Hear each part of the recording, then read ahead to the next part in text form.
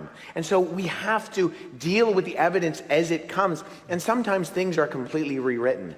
And so saying that in context to something like the timeline of the Bible, we have incredible ability to look at the time frames of the histories that were projected for us in the Old Testament and grant that for a long time, a very long time, our first evidence for ancient Babylonian, Assyrian, and Hittite individuals was the Bible.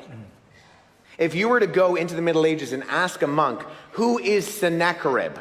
He would open to the book of Kings, and he would see that Sennacherib was the king of Assyria who put siege on Jerusalem and destroyed the next important city, a city called Lachish in Jerusalem, in Israel, in Judea. Now, it wasn't until the 1840s that we dug up the throne room of Sennacherib, king of Assyria, and found out that actually the annals that were recorded there correspond directly with what we see written in 1st and 2nd Kings.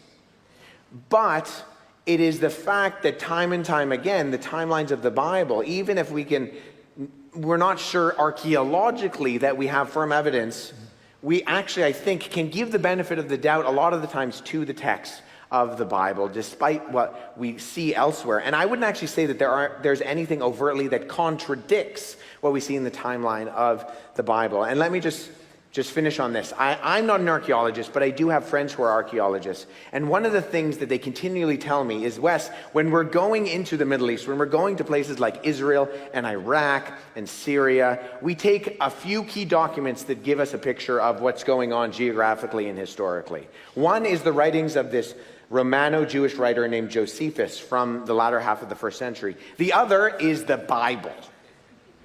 Why? Because continually we find that the people and the places and the times give an accurate account, or even if they're not a believer, if they're skeptical, an approximate account as to where they should be looking and what they should be looking for. So good.